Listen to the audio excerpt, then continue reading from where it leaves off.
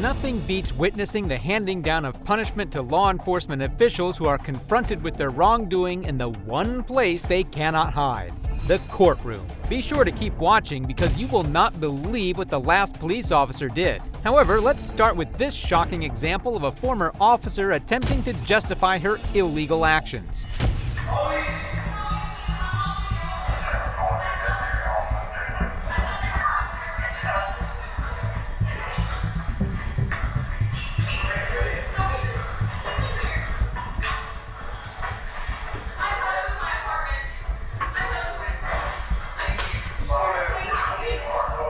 The woman in Jean's apartment would be identified as Patrol Officer Amber Guyger, in which, because of her actions, Jean would never leave his apartment again.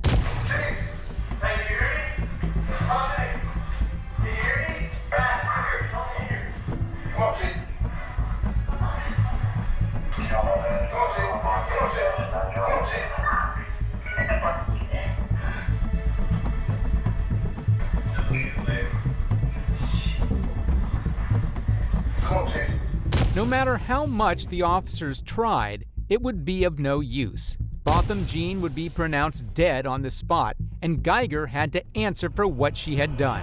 I'm an officer. I thought it was in my apartment, and I shot a guy thinking it was my apartment. He shot someone. In September of 2019, a year later, instead of being indicted simply for potential manslaughter, Guyger was held on trial for murder instead, as more details of the incident were revealed in the recording. I talk on the way. I know, but I'm with my dog. I thought it was my apartment. Okay, now.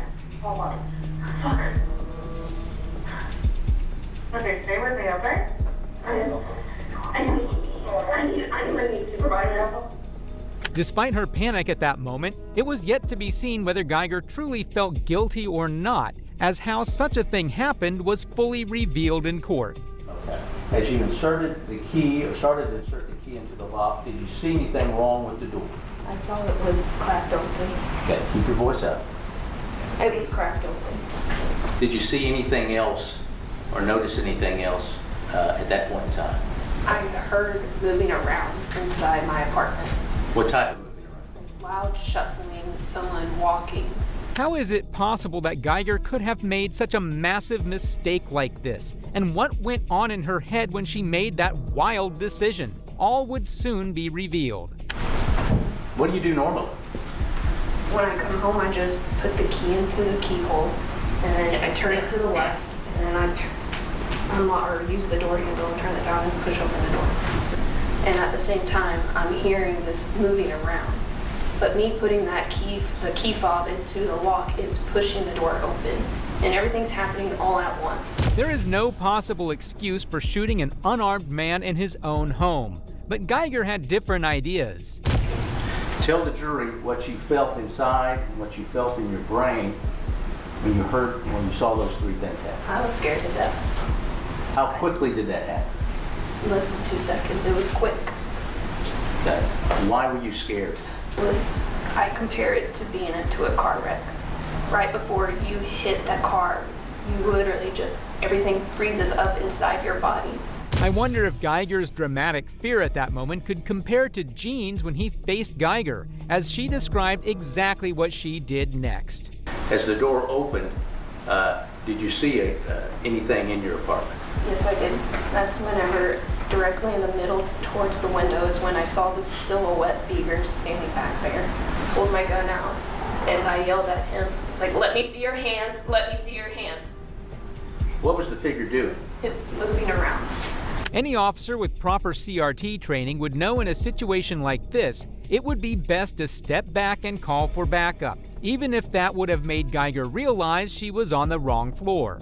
Alas, she did something much more different instead. What did the figure do after you said, let me see your hands? He started coming towards me. Okay. How fast was he coming towards you? A fast-paced walk. Okay. Wasn't running? Wasn't running. All right. When you saw him coming towards you, what was going through your mind? I thought that he was coming at me. Since I couldn't see his hands, he was going to kill me. Did you hear anything as he was walking towards you? There was a loud yell. He was yelling, hey, hey, hey. And Guyger did her best to make herself seem sympathetic during this retelling, but the next demonstration made all her attempts useless. The length of your apartment from the front door to that back where the figure was is how far? 30 feet. Okay. And I showed you a mark of this about right here. Yes, sir. Okay. Now I want you to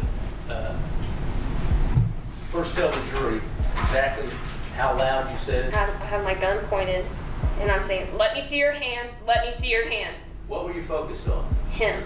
Just him? Yes. Guyger did not even hesitate, and the true reason for her indictment, despite her demeanor suggesting it was an accident, would soon be revealed. The deleted text. You'll hear about that. Deleted text. Martin Rivera, yeah, I deleted text. Well, we all know why Martin Rivera deleted text. He's a married man. He had an affair. He was sending sexually explicit text messages and photos with Amber Guyger. He doesn't want his wife to find that out. Amber Guyger always deleted his messages. Despite the immorality behind Guyger's actions, the way her affair tied into this incident was truly the cherry on top, as we are about to find out. He was supposed to come over, and either Amber Guyger was so excited she made all these mistakes, or she was so disappointed. That's pure conjecture, but they use an email or a text from Martin where he said around 5:55 p.m., "When can I come over?" It was specifically that Guyger was on the phone with Rivera before the incident that distracted her onto the wrong floor. But the way the defense tried to twist this into her favor was what was truly bizarre.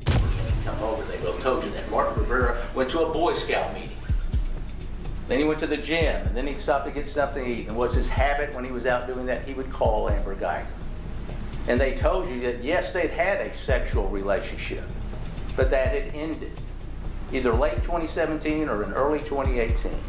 In the defense's desperation, they would directly contradict their own information, given the fact that the deleted text messages confirmed their affair was very much alive. But their statements would only go downhill from here. The defendant is not required to prove that she made a mistake of fact. Rather, the state must prove beyond a reasonable doubt that the defendant did not make a mistake of fact constituting a defense. And the judge carefully lays that out. They can never overcome that burden in this case.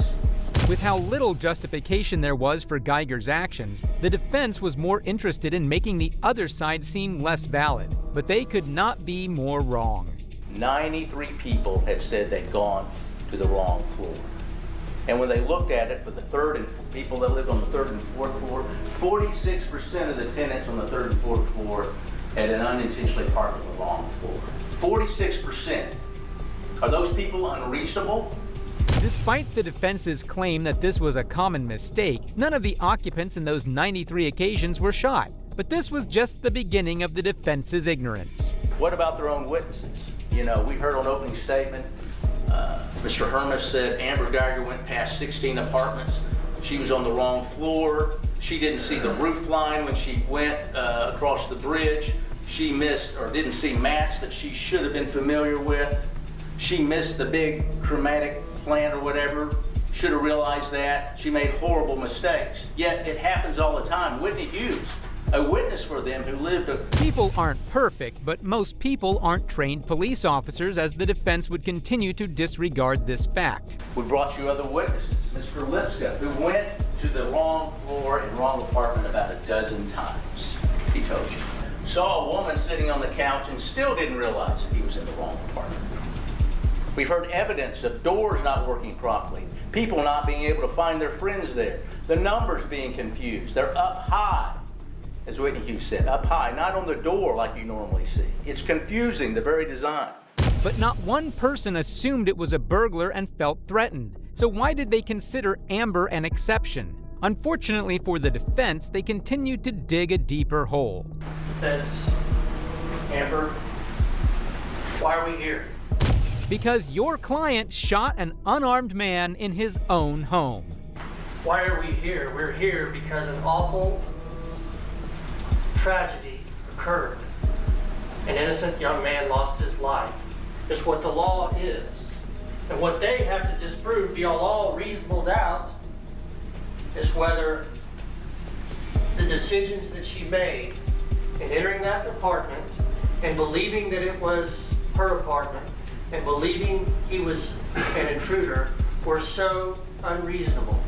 To clarify, Gene had been sitting on his sofa eating ice cream and watching a football game when he was shot, despite Guyger's testimony. But if you thought the defense was arrogant for this statement, then you haven't seen anything yet.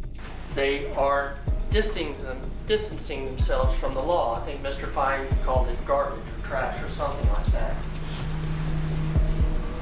We're not here because whether they like the law or not. We're here because you are bound by the law. To think Guyger had the gall not to plead guilty herself, despite her being the only one out of 93 people who made this mistake to end it in tragedy. Unfortunately, the defense would not see it that way. What did they bring you? Sexting and speculation. Everything that they have done has been to try to distract you and trick you from looking at the law in this case, because they know that if you apply it correctly, that Amber Guyger is not guilty. Sexting and speculation. There is no reality where anyone can simply barge in and murder someone and not be found guilty. But the defense was determined to blur the lines of morality. For her to dream of being a police officer, was it unreasonable for her to work full-time and go to college so she could put herself in that position? Was it unreasonable for her to join the Dallas Police Department and go through the academy and receive the training that teaches you how to use deadly force, to receive the training that burglaries are inherently dangerous? It was unreasonable to let someone who can't tell the difference between apartment floors become a cop in the first place. But their shallow arguments wouldn't end there. Prove that. They did not prove that. They brought you some standing operator procedures that we know do not apply.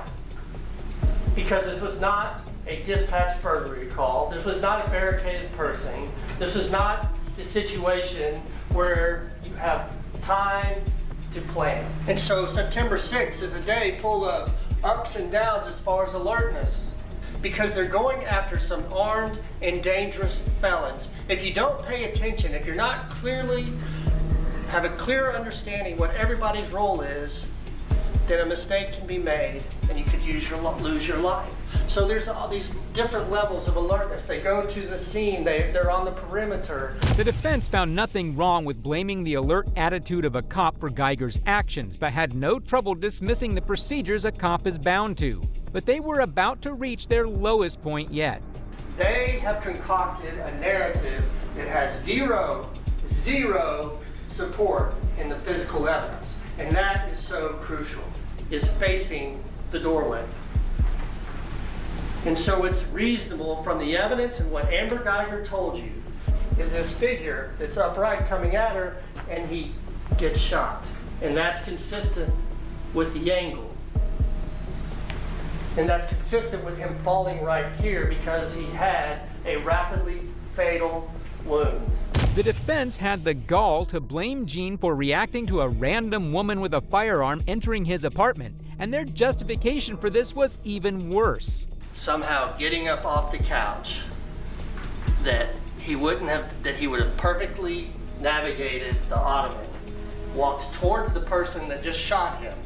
So for some reason, he's been shot and somehow stops and falls back. That is preposterous. That is the conjecture that the judge has told you not to engage in. Any person with basic morality would be able to tell that Guyger deserved to go to jail. But the defense was too far gone, especially with their next and last argument. By the Texas Rangers. So the Texas Rangers come in. The Texas Rangers, one of the most elite investigative units in the country. Because he wanted to know, his focal point was her coming to that apartment reasonable? And every step he took of the investigation and everything he did showed that it was. The canvas, was that significant, Ranger Armstrong? Oh yes, it was significant. It seems they forgot it was certainly not reasonable to intrude on someone else's home and then shoot them for it. Despite all their attempts, however, the jury had a different response. The jury having reached a verdict, I will now announce it. We, the jury, find unanimously that the defendant did not cause the death of Botham Jean while under the immediate influence of sudden passion arising from an adequate cause, and assess the defendant's punishment at 10 years imprisonment in the Texas Department of Criminal Justice. In addition, we assess a fine of $0, and it's signed by the presiding juror. Guyger would not get the satisfaction of only being charged with manslaughter, as the jury only let her go after one final message. Is there any legal reason why this sentence should not now be imposed?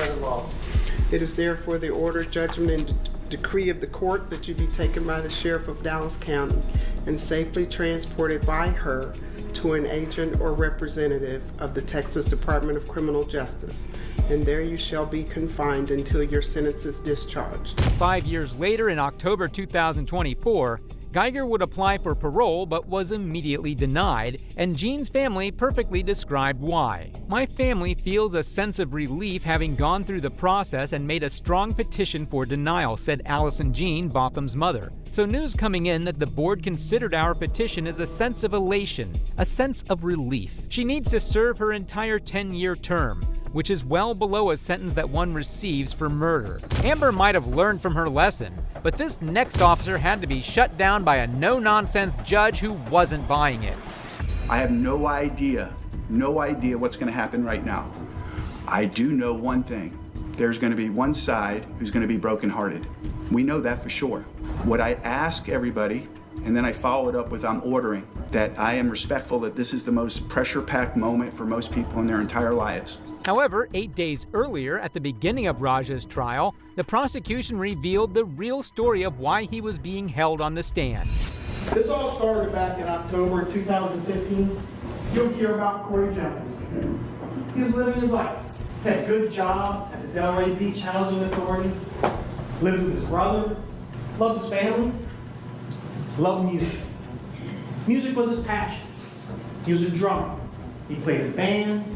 He played at family functions and organizations. And that's what he was doing on a Saturday night, October 17th of 2015. Corey Jones was the victim in this case, and his encounter with Raja became the last moments of his life. He's out at the middle of the night on the side of the road, stranded. And unlike a lot of folks in this world, he was patient, he was nice. All he wanted was some help to get home. You'll hear how he's giving her information just to get the help that he needs. But see, unfortunately for Corey Jones, his bad luck was turning much worse. Because unknown to him, that defendant was on duty. Jones had requested non-emergency assistance, and while waiting, it was Officer Raja who responded. See, he was a police officer at that time in Palm Beach Gardens Police Department. He was working a detail, a plainclothes detail, where he was supposed to surveil neighborhoods, looking for car burglars, and if he saw anything, he's supposed to call up marked units to come and take care of the issue. And he has supposed to be wearing a tactical vest, like you see on TV, in the news, maybe in person, with big letters that say police across it, so everybody knows who he is. Raja didn't bother with any of these precautions and instead proceeded to play both judge, jury, and executioner. And instead of doing what everybody would expect a law enforcement officer to do when they're approaching a stranded, potentially abandoned, but at least a vehicle that's stranded on the side of the road, that defendant did everything wrong. He did everything that you would not expect. In addition, during his trial, Raja claimed he had announced himself as an officer to Jones, but an audio recording disproved this. His blatant lying only made his case worse. Now, Corey Jones, he's got an expensive drum kit. He goes into not the nicest parts of Delray Beach for his job. So he did what any lawful American can do. He purchased a firearm, .380 hand. You can't even try to create the situation that came about. He got that gun 2 days prior to this event. It was still in the box in his glove compartment. This would serve as a counter to another claim Raja had made, in which he stated his hand was forced due to Jones being armed. Corey Jones knew what was exactly about to happen, what any reasonable person could expect to happen. You'll show through the evidence today and through the next 2 weeks what Corey Jones was thinking. You'll hear how Corey Jones had that gun out of that box. You'll hear the chimes of the door opening from Corey Jones' SUV because he still had the keys in the ignition. And you'll hear the last words that Corey Jones ever spoke. There was no justification for Raja's actions other than sick pleasure. As was about to be explained, his actions were beyond disgusting. Nothing that shows he's an officer. He didn't even pull out the badge, which was in his wallet, in his back pocket, to show to Corey Jones. Much less put on that vest that said police, or even had his radio or his gun. There's no verbal identification that you're going to hear on that recording when Corey Jones was talking to that sales representative that had to sit there and witness this horrific event unfold. Given how severe Raja's actions were made out to be, the reality of the situation fully merited this reaction by the prosecutor. Yeah, I'm good. Really? That's what he's saying. That's not how an officer talks to a citizen at 3 o'clock in the morning on the side of the road. But that's how he spoke to what he saw with Corey Jones on the side of that road. Raja had acted more like a street gang thug than a police officer, especially moments before the fatal incident. As this defendant is saying these words to Corey Jones, and Corey Jones is responding back, he's getting closer and closer to Corey Jones. He's actually chasing Corey Jones away from his vehicle. Corey's already retreating back out of his doorway to the back of his vehicle. A citizen that's stranded on the side of the road, already being chased from his vehicle. To imagine that Raja didn't stop to think for one moment before he profiled Jones is horrifying considering what happened next. Get your hands up. Get your fucking hands up. That's what he's screaming. That's how he's treating a stranded citizen. And what does Corey say? He doesn't respond in kind with profanity. He says, hold on, hold on. Once again, get your effing hands up. Drop. 3 shots. Nothing about this was warranted except for Raja's desire to murder a man in cold blood, something which the jury certainly wasn't letting him get away with. It got thrust upon him by the person that was supposed to be caring for his safety. He made a decision to shoot first and ask questions later. And one of the few people that should have unquestionably been there to assist him on the side of that road did exactly the opposite. Instead of being Corey Jones' saving grace, he was his angel of death. Raja represents everything that is wrong with the police department these days, allowing absolute psychopaths to have positions of authority. But see, this isn't the end of the story. Because now Corey Jones is running for his life. He is running for the cover of darkness. He's thrown down the gun already that he had in his hand that was meant to protect him. 10 seconds between the 3rd and the 4th shot. 10 seconds for a young man running for the cover of darkness. 10 seconds for that defendant right there to finally do what he is supposed to do as a law enforcement officer. But that's not what the evidence is going to show he did. The evidence would point to how this was in no way some accident or case of incompetence, but something much worse. It's going to show his recklessness. His absolute reckless behavior from the start is now changing. It's evolving. It's now becoming a premeditated intent to kill. That 10 seconds was the time that he was able to reflect and consider what he was doing with that firearm in his hand. Officer Raja had planned this from the start, but didn't do a good job of hiding his tracks. That is no longer just in the heat of the moment. That is now premeditated intent with one specific desire, and that was to kill Corey Jones. He fired those last 3 shots at 1 second intervals each. Control. Boom. Boom. Boom. Not fast, but controlled. This was psychopathic level behavior, but unfortunately, this was not the only appalling thing Raja did. He waits over 30 seconds to call 911. And why was he calling 911? Because he didn't have his radio on him like he's supposed to. He had to use his own phone to call 911, and he waited 30 seconds to call. What would a normal person do if they even accidentally hurt someone? They'd help them. But what did Raja do? Before getting much needed assistance, if he was truly in fear of his life, well, he needs to call the cavalry. 30 seconds. Doing what? Letting Corey Jones die. And how is he going to act? This might be the only place where the prosecution might have been wrong. It may be likely this wasn't Raja's first time doing this.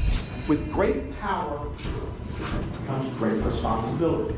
Law enforcement officers undoubtedly possess great power, great capacity for good, but that necessarily equals great responsibility in the way that those powers are used.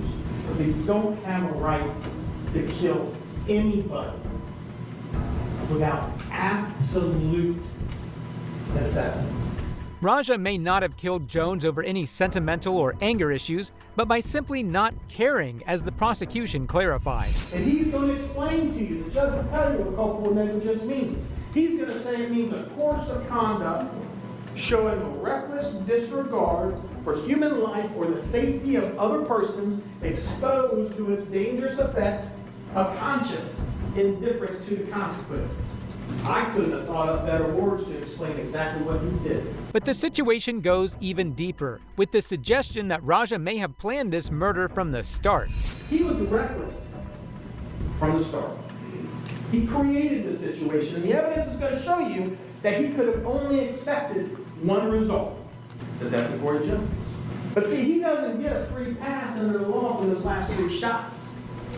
The last 3 shots that he waited 10 seconds to deliver, and took 1 second intervals in between each one.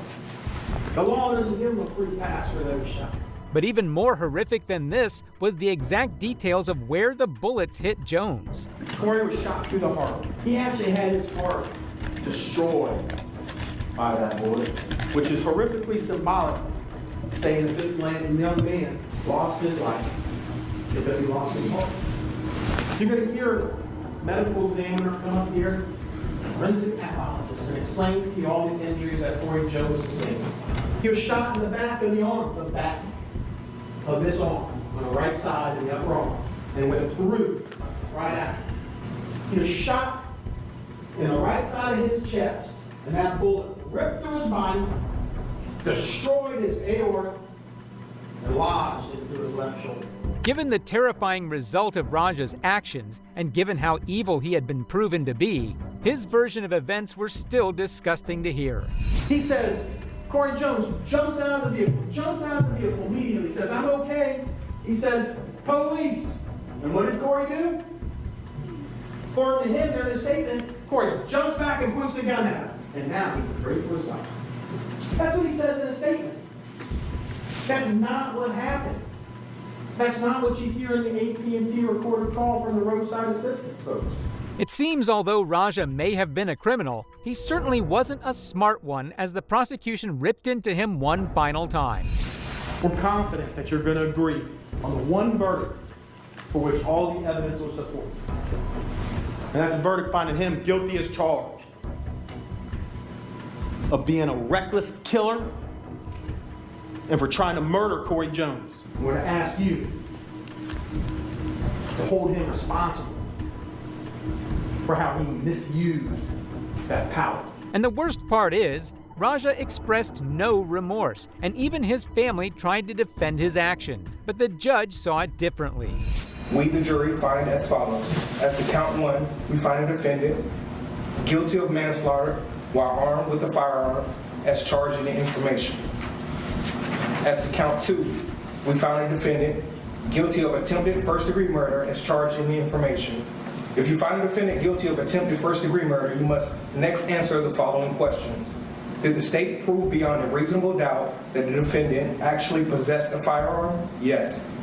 Did the state prove beyond a reasonable doubt that the defendant actually discharged a firearm? Yes. Did the state prove beyond a reasonable doubt that the defendant in discharging the firearm actually caused great bodily harm or death to Corey L. Jones? Yes. Alas, something finally good came out of this case as Raja was forced to face his reckoning. Palm Beach County Judge Joseph Marks imposed a 25-year sentence on both counts Raja was convicted of, ruling the fired police officer will serve the sentences concurrently. However, unlike Raja, some cops are worse and go to even greater lengths to blame the victims themselves. The defendant acted without considering or being aware of the substantial and unjustifiable risks associated with his conduct. In November of 2021, Kansas City Sergeant Eric DeValkenaere stood trial for a 2019 shooting in which he and his partner fatally shot an unarmed black man, Cameron Lamb, in his own backyard. But it was the way he tried to justify it which was truly despicable. He takes his left hand with the gun, and as he brings it along up and around the left-hand side of the steering wheel is when my focus moves from that weapon to the center of his chest. And still, no information about a crime, no weapon of any kind that were in your mind that you knew about, no information like that at the time.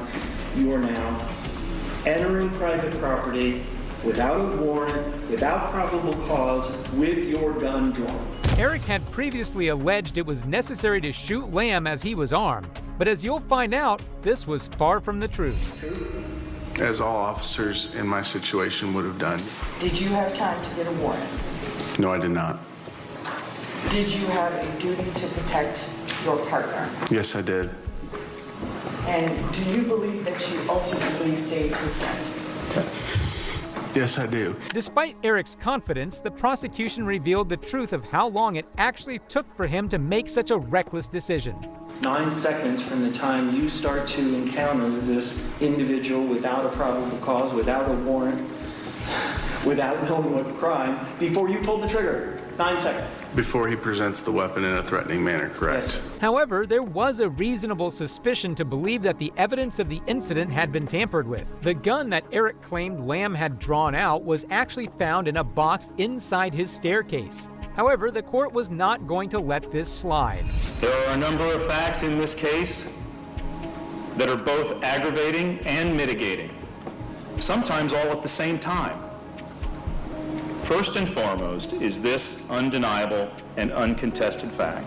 Cameron Lamb is dead, and Eric DeValkenaere killed him. That's undisputed. Cameron Lamb was by all accounts a helpful and loving son, brother, father, and friend.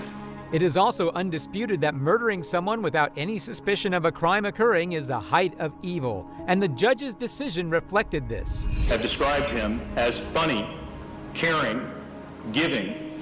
Miss Gray called him a protector, a jokester, and my favorite of all the ones that I read, not a saint, but our angel. Cameron Lamb's death leaves an irreparable and unfillable void in the lives of his family and his friends, and also in our community. Given the severity of his crime, you would assume Sergeant Eric had a good reason for his actions, but this couldn't be further from the truth. It can't be overlooked that the events of December 3rd of 2019 were initially set into motion by Cameron Lamb, and his decision to chase his girlfriend through city streets at dangerously high speeds, putting motorists and other members of the public at risk.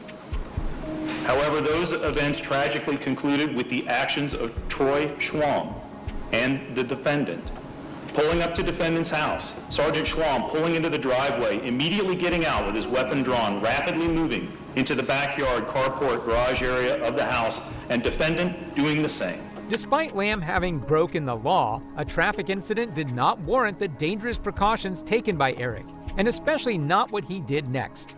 Both without taking a breath, without pausing for the briefest of moments to consider where they were going, what they would find when they got back there, whether they were acting lawfully in doing so, and whether there might be some other safer option, without so much as a, "Hey Troy, wait." At any point, Sergeant Schwamm and the defendant could have done this. You'd think driving recklessly was still a sign of an unstable person. However, the judge revealed something that made Eric's actions even worse. He did this when at some point, while he was chasing his girlfriend, he decided to discontinue the chase and to go home. The video from the helicopter shows this decision, shows how it played out. Cameron Lamb is not racing through the streets of his neighborhood at this point. He's not driving through yards to get away from anyone. He does not abandon the truck and let it roll into someone's yard while he flees on foot. Rather, he simply pulls into the driveway of his home, pulls around back, puts the vehicle into reverse, and slowly begins backing it down the driveway under the carport and into his garage. The situation could have been left at that point, but it was Sergeant Eric's actions that proved why the police were beyond corrupt. Then Sergeant Schwamm and Eric DeValkenaere arrive, and as the court has found, an encounter that was over and a situation that had de-escalated was again escalated by what I have found, rightly or wrongly, was their unlawful entry into the backyard carport area and confrontation of Cameron Lamb. This is an aggravating factor. Given how avoidable of a situation this was, the blame rested entirely on Eric, who was about to pay for what he did. Cameron Lamb is dead. Eric DeValkenaere killed him. And the court has found that that happened because the defendant acted without considering or being aware of the substantial and unjustifiable risks associated with his conduct, and that his actions were a gross deviation from the standard of care that a reasonable person would exercise in the situation. Eric DeValkenaere, on count 1, the Class E felony of involuntary manslaughter in the second degree, I sentence you to a term of incarceration in the Missouri Division of Adult Institutions of 3 years. On the unclassified felony of armed criminal action, I sentence you to a term of incarceration of 6 years. Good riddance. Not all cops, however, get the same kind of treatment as Eric. Sometimes when a cop takes a life, the justice system unravels to expose all of its own corruption. That is a felony. It is punishable by up to 15 years. On June 5, 2024, Michigan trooper Brian Keeley was called to court to answer for his actions involving the chase of a felon, Samuel Sterling. However, Keeley did not expect the charges that the judge brought before him. Mr. Keeley, in this matter, the people are alleging that on or around April 17th of 2024, in the city of Kentwood, County of Kent, State of Michigan, you committed the following offenses: homicide, murder, second degree. During Sterling's chase, Brian Keeley had rammed straight into Sterling in an unmarked vehicle, fatally wounding him. Said act committed without premeditation or deliberation, that is a felony. It is punishable by life or any term of years. A consecutive sentence may be imposed for each death that resulted from operating a vehicle, and your DNA is taken upon arrest. Keeley had served 25 years on the force. You'd think he'd have known better, but this just hinted at his true nature. They also allege count 2, homicide, manslaughter, involuntary, in that you did cause the death of Samuel DeJohn Cornelius Sterling by committing the following act or acts in a grossly negligent manner. If such a long-standing police officer was allowed to be this unprofessional, what does that say about others? However, he would soon face the consequences. It is punishable by up to 15 years in the Department of Corrections and a fine of up to $7,500 with your DNA taken upon arrest, and a consecutive sentence may be imposed for each death that resulted from operating the vehicle. This was much less than what someone like Keeley deserved, yet he still had the audacity to do the following. Attorney Curtis, how is your client pleading at this time? Not guilty to both charges, Your Honor. The court will enter not guilty pleas in each of these counts, and we will schedule a probable cause conference and a preliminary examination. The purpose of those hearings is for the people to prove that there is probable cause to believe the felony offenses were committed, and that you are the individual who committed them. As if it couldn't get any worse, his denial of the severity of his own actions is what would take the case. Your Honor, Mr. Detective Sergeant Keeley turned himself in and has been cooperating with the investigation and also has been in contact with me almost on a daily basis. I have no concern that he is a flight risk. He is not. He's going to stand for the court and confront the charges. We're not concerned about him leaving the area. We're not concerned about him being a danger to the public, as in the fact that he was in the lawful performance of his duties. Keep in mind, Keeley did this with his own vehicle, not a squad car. But what is revealed next is truly what sealed his corrupt character. He isn't currently working as a trooper or Michigan State Police at this point, so there isn't any concern of him being a danger further to the public as to the operation. He has an exemplary career as a trooper with the Michigan State Police. I'd ask the court to consider at least imposing a PR bond. I think that him being incarcerated would limit our ability to prepare for preliminary examination in this matter. Keeley is defended similarly to rich brats who are forgiven for being good kids, and unfortunately, it begins to work. You're telling me that there are no prior instances of this nature in his history? No, I've reviewed his personnel file, Your Honor. I've talked to, he is a man of faith, attends church regularly, and he is not a person that I am concerned that is not going to appear or is a danger to anyone. Little to no criminal record, and certainly nothing that leads me to believe that there is a risk to public safety that is representative of the conduct alleged in this matter. I do agree. Taking the law into your own hands and taking someone's life should be cause for concern, especially with the way Keeley himself would try to dodge accountability. I understand he is suspended from his duties at this time.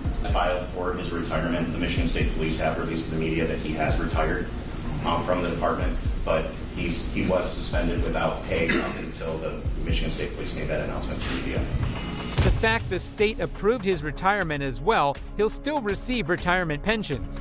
Truly despicable. Lastly, we will witness the heart-wrenching scene of victims of police corruption facing the offending officer in open court. His expression reveals that he knows his time is up. Oh God, not him again. In May 2021, Jeremy Dewitte was arrested by police officers and brought in front of a judge. However, it was far from his first interaction with the cops that had gone into the wrong direction. What's wrong? I'm sorry? You guys law enforcement? Are you okay?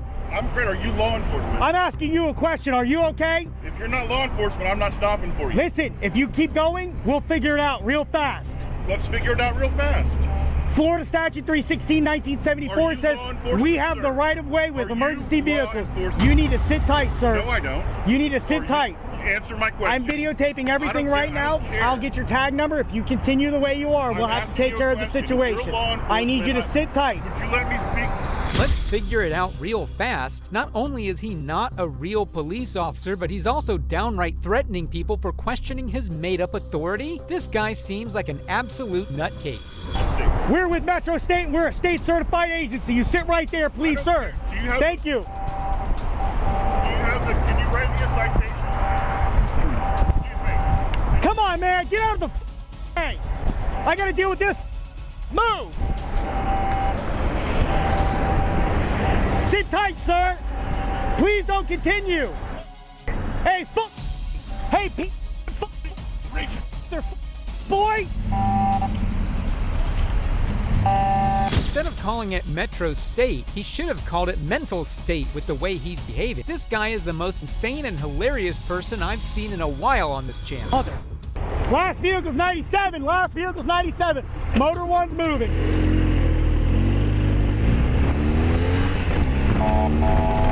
Hey! Get over! Now! All the way! Stay there!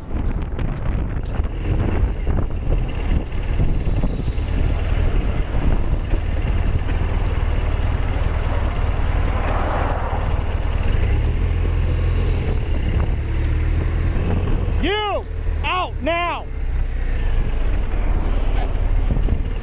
Where are the real police, and why are they letting this guy harass normal citizens for no reason? He needs to be taken off the streets because no way would I tolerate a fake police officer telling me what to do. Get them out of the way! Drive! Drive! Go!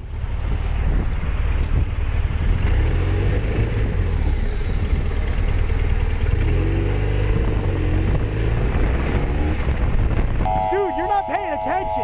This is what I need. Stay there! What are you directing, dog? What are you directing, dog? I was trying to move that car back. Stop f***ing arguing. Yes, using inappropriate language with the citizens of this country. The sign of a true police officer. What a joke. I need a unit up here now so he can take over. Who wants the license? It's on my motorcycle. Sorry, you want me to go back to my motorcycle? You want me to stand over here? Sorry. Motorcycle, I can't because unless you're going to put one of your cruisers here and hold this funeral, I can't do that. Here? Sorry, to piss me off. Sorry, I'm not trying to piss you off. Get your license. So you want to go? Okay. Get your license. All right. Finally, the police have caught up to this guy. He was really starting to annoy me with his inappropriate language and misuse of authority. Sergeant, my vehicle's not stolen, Sergeant. I can tell you right now, everything's being videotaped on my body cam, Sergeant. Okay, you're so that's not a firearm, Sergeant. Let's go. That's a less lethal, Sergeant. So legally, for the per Florida statute, I'm allowed to carry that, Sergeant. 970. Go ahead and look it up, Sergeant. The vehicle's not stolen, Sergeant. I have the registration for the vehicle, Sergeant. I have the registration for the vehicle, Sergeant. Sergeant, get your lieutenant, please. There is no lieutenant. I'm in. Then get a captain. There is no captain. I'm in. Is this guy a parrot, the way he just keeps on saying the same thing again and again? DeWitte really needs to get his act straight. The cops clearly are not willing to entertain any of his antics. Where you have handcuffs? Make sure you have your body cameras running. Body cameras are running. Why you have handcuffs? I'm talking to you, officer. Okay. I have the registration for that vehicle, Sergeant.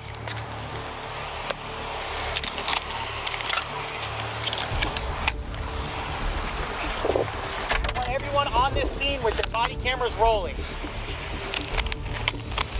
Wow, so this guy has handcuffs too? That's kind of weird. Is he really that delusional that he thinks he has the power to arrest people? Pass on a double yellow. I stayed inside the double yellow, which is legal for us in the state of Florida, per Florida escort. I can pull the statute as well. Somebody get zero, get with him and explain to him that's less lethal and per Florida statute 960, we can have that.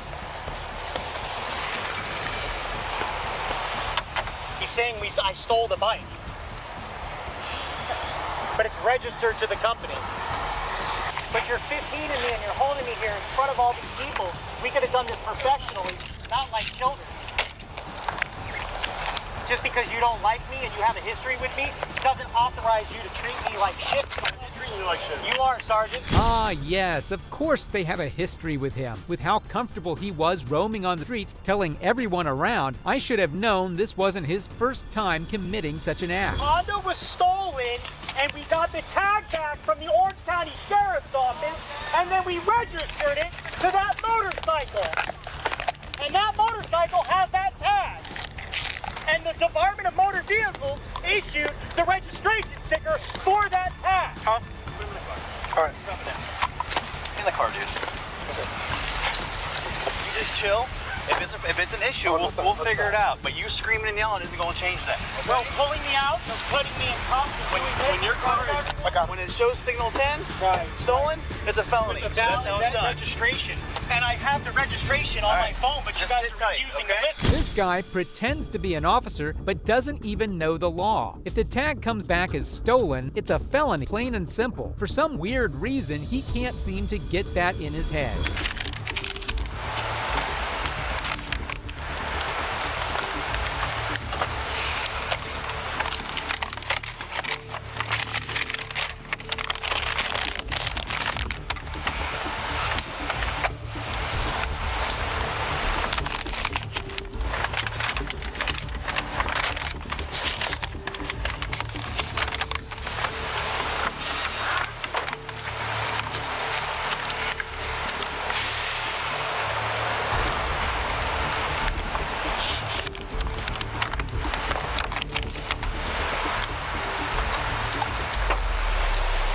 Well, you'd think a trip to the police station would shut him up, but you'd be sadly mistaken, as he'd go back to his antics as soon as he got out. Oh, God, not him again. It's Jeremy. Don't reach for that fire! Walk away from your bike! Keep your hands up! Keep your hands up! Go down to your knees! Do not reach for that fire! You're being secure because you're openly carrying a fire. What? You're openly carrying a firearm. Carrying a pepper ball, you already know that. I do not know that. That is a firearm. That is a firearm right now. All right, Jeremy, you're being arrested for carrying a concealed weapon. Concealed? It was in plain view. That's not plain view. That's concealed. That holster's concealed. What are you talking about? Who does this man think he is? First handcuffs, then a firearm? If you want a lesson on how to speed run going to jail, you should watch more Dewitte videos, because this guy is insanely dumb and stubborn. Be a lieutenant. Give me a lieutenant. It was in plain view. It's in plain view. Give me a lieutenant. Sit down. Sit down and be quiet. Where's the lieutenant? Where's the lieutenant? Give me a lieutenant. This is not right. Are you listening to me? Are you listening to me? I'm a deputy. I'm not an officer. You don't tell me what to do. I understand. Stop yelling at me, and I'm going to stop yelling at you. Do not yell. Do not raise your voice at me. Yes, sir. Do you understand? I understand. You've already asked the sergeant for a lieutenant. You don't get to pick and choose who comes to the traffic stop. Glad this deputy put him in his place. He just has an issue with authority. First, imposing it on our citizens, and then on the cops who are arresting them. This online identifies as a Glock, basically a Glock replica. Can you show me on here anywhere, I mean, I don't know why you'd have a light on a less lethal, but can you show me anywhere on here where it gives anybody the idea that this is not a... That it's a less lethal? I can't answer that. I don't make those. But you know they're less lethal. No, I'm asking. If I saw this, I wouldn't know that. That's where you're... But you can say that for somebody else. Okay. I've seen this guy for just a few minutes, and I can barely stand. I can't imagine how vexing it is to interact with him in real life. Even after getting arrested several times, he still doesn't seem to feel guilty at all. Yeah, I was on bond. They revoked my bond with the new charge, but that charge was dropped. He has approximately 10 or 11 other cases that he's currently incarcerated. Oh, you got a bunch of different cases that are keeping you.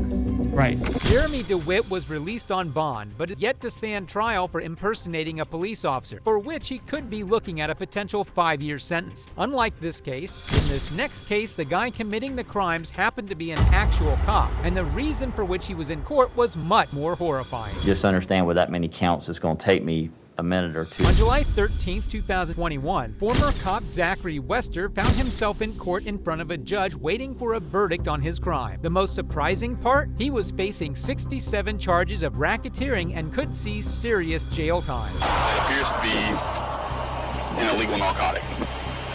Do you know anything about that? I do not. Have you ever seen this before? No, what is that? I'm just trying to figure out how that stuff got in your car. This is a case about an abuse of an incredible power, about the abuse of the incredible trust that we all put, and we have to put, in law enforcement. I despise cops who exercise their power illegally, and this cop is no different. Imagine how many innocent civilian lives this single cop has ruined. All right, now here's what we're going to do. I'll bring the jury in. The bailiff will bring me the verdict form. I will review the verdict form. There are over 60 counts, so it's going to take me a couple minutes because it's my responsibility to make sure that the verdict form is completely filled out, signed, and dated. So please give me a second to go through that verdict form to make sure it is correct. If it's not correct, then I'll have to bring the attorneys up and we'll have to talk about how we're going to deal with it. But just understand with that many counts, it's going to take me a minute or two to go through it before I hand it to the clerk. I think the fact that the judge mentioned it'd take him a couple of minutes to get through the charges is the most horrifying fact for me. An officer of the law with 6+ charges on him is terrifying. I'll ask the clerk to go ahead and publish the verdict. In the state of Florida versus Zachary Wester, case number 19-CF-431. We, the jury, find as follows as to the counts charged in the information. Count 1, guilty of racketeering as charged. Count 2, not guilty. Count 3, not guilty.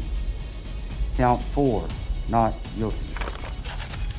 Zachary was found guilty on 19 of his 67 charges. He's been convicted of 3 counts of official misconduct, 3 counts of fabricating evidence, 4 counts of possession of a controlled substance, 3 counts of possession of paraphernalia, and 2 counts of false imprisonment, along with his 19 counts of racketeering.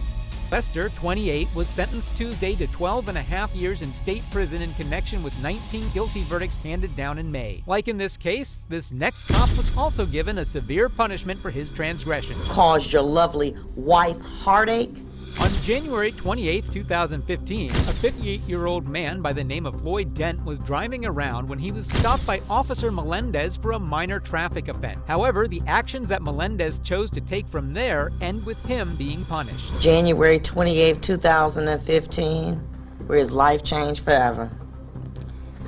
He was stopped by the defendant, a then Inkster police officer, and his partner, Officer Zelenowski. Mr. Dent was stopped for a minor traffic offense and ordered out of his vehicle. With his hands extended out of his driver's window, he was grabbed out, thrown to the ground, and struck 16 times in the head by the defendant. These types of scum are what defame our police force. They exercise their force illegally on the very people they're supposed to protect and then act a victim. Pathetic. The responding police officers arrived as the defendant is wrestling the defendant to the ground.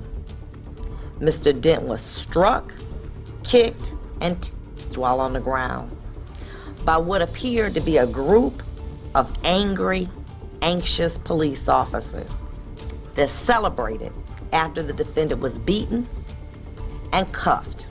I don't get how such police officers even live with themselves. These cops are indicative of deep-rooted problems in our police force that need to be handled immediately and by... But the one image that struck out to the court was looking at Mr. Dent in his cell, shaking his head in disbelief of what had occurred to him. If his conduct was indicative of what he was thinking, I would have thought this: what crime did I commit? Being a black man in a Cadillac, stopped for a minor traffic offense by a group of racist police officers looking to do an... Well, Melendez is one of the stupidest officers I've ever seen. How do you commit such an act on camera and expect to get away with it? He's done himself for life. He'll never be seen the same way again. The purpose of it was to harass and degrade a motorist in Inkster. The man chosen for your game was Floyd Dent, a black man. The game went like this. Let's follow a car in a known drug area, and based on your years of training experience, you knew that the motorist would likely be a black person, no license, armed with a vehicle. Took me several days to read the letters that people sent talking about your character, about the man that you are, about how you went in Westland and helped to save 3 senior citizens from a burning building. 3 of those letters, I believe, were from African Americans, and 1 even professed to be like a mother. 1 or 2 things: either they're all racist, or there's something redeeming about you that somehow, in some way, you forgot that night. The age-old trick of fake letter. Does Melendez take this judge for a fool? He's just digging himself into a hole here, and I'm loving it. At the station, the other eye of justice captured you and your posse making fun of Mr. Dent, mimicking him struggling while you all wiped the blood off your uniforms with disinfectant while he watched.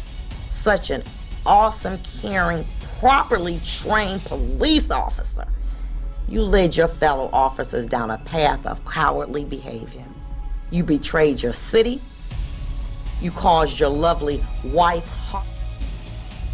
And you caused Mr. Dent severe anguish. Tell him to make fun of Mr. Dent now. I bet he doesn't have the guts anymore, seeing as to how big of a pickle he's gotten himself in. Today, I can only punish your conduct, but only you and God can change your character. I've had an opportunity to listen to both sides. And I had to say this because I didn't say this during the trial. But it was my privilege to be able to oversee this trial because I had great lawyers. Look at his face. This man isn't guilty and emotionless because he feels bad for what he did to Mr. Dent. He just feels bad because he happened to get caught in the act. I am going to commit you to the Michigan Department of Corrections. However, after weighing the allegations in this particular matter and looking at all the circumstances, including what you've done and who the person I really believe that you are, I'm going to commit you to the Michigan Department of Corrections as to count 1 for no less than 13 months, no more than 10 years. As to count 2, I'm going to give you 90 days credit for time served and close it out. The court's going to give you 85 days for credit. You have 42 days to appeal my decision. That concludes this matter. Thank you. He should be glad he only got this much time. He deserves to be put behind bars for a long time. I am truly sorry that you believe my actions were unjust. Please have faith in your law enforcement officers, for many of them would risk their life for yours. Melendez even went as far as to claim that he suffered from PTSD. But honestly, I don't buy it, and neither did the judge, so Melendez's plea was not entertained. William Melendez apologized to Dent, the community, and his family shortly before he was sentenced Tuesday to 13 months to 10 years in prison. Like in this case, with Officer Melendez being sentenced for his wrongdoing, this next officer also failed to get away with his crimes as his case came before a righteous and no-nonsense judge. Cameron Lamb is dead.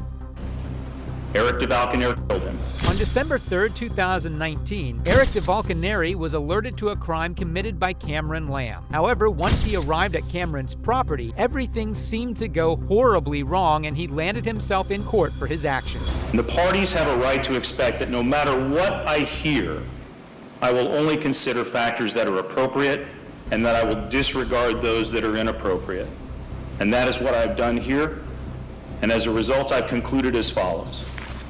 There are a number of facts in this case that are both aggravating and mitigating, sometimes all at the same time. First and foremost is this undeniable and uncontested fact. Cameron Lamb is dead, and Eric DeValkenaere killed him. That's undisputed. I really like this judge. He's getting straight to the facts. No BS, no irrelevant information at all. This is how all judges should be. Cameron Lamb's death leaves an irreparable and unfillable void in the lives of his family and his friends, and also in our community. Also, as I'm weighing all these facts, it can't be overlooked that the events of December 3rd of 2019 were initially set into motion by Cameron Lamb, and his decision to chase his girlfriend through city streets at dangerously high speeds, putting motorists and other members of the public at risk. I love the judge's objectivity. No bias, not that I can say that about many judges that I get to see on this channel. Pulling up to defendant's house, Sergeant Schwam pulling into the driveway, immediately getting out with his weapon drawn, rapidly moving into the backyard, carport, garage area of the house, and defendant doing the same. Both without taking a breath, without pausing for the briefest of moments to consider where they were going, what they would find when they got back there, whether they were acting lawfully in doing so, and whether there might be some other safer option, without so much as a "Hey Troy, wait." At any point, Sergeant Schwam and the defendant could have done this. These cops never think in the moment. They always end up regretting it when they end up in front of a judge. Sad truth is, their actions can't be taken back and their victims can't be brought back. Eric DeValkenaere is not Derek Chauvin, who murdered George Floyd. Eric DeValkenaere is not one of the 3 men in Georgia convicted of running down and murdering Ahmaud Arbery. This is a mitigating factor. Defendant has no prior criminal history. His ORAS scores him as a low risk in all categories. Defendant's history as a police officer, husband and father, friend and colleague is also a mitigating factor that I have taken into account, as his father asked me to do, which I was already going to do, and that is to consider the totality of the circumstances. This is how a professional judge is. Completely objective, takes all factors into account, and doesn't let emotion sway him. If we had more people like him in our judicial system, I'm sure it would be a lot better than it is right now. Have demonstrated he has not hesitated to immediately take action when he believed the circumstances surrounding him warranted it. And this trait has generally served him and others well. It also failed him, as it did on December 3rd of 2019. All of which, however, leads the court back to where it began, an evaluation of the impact of the defendant's crime on Cameron Lamb and his family. Cameron Lamb is dead. Eric DeValkenaere killed him. Having concluded, as I have, having considered all those factors, I ask counsel if there's any legal reason or cause, having been shown, why sentence and judgment of the court should not now be pronounced. Not from the state. No, sir. Eric DeValkenaere, on count 1, the Class E felony of involuntary manslaughter in the second degree, I sentence you to a term of incarceration in the Missouri Division of Adult Institutions of 3 years. On the unclassified felony of armed criminal action, I sentence you to a term of incarceration of 6 years in the Missouri Department of Corrections. These cases show that even those who abuse their power will eventually have to answer for it. Which courtroom moment was the most satisfying to watch? Let me know in the comments below. And if you found these cases interesting, make sure to check out this corrupt police chief getting humiliated by one of his own. It's insane.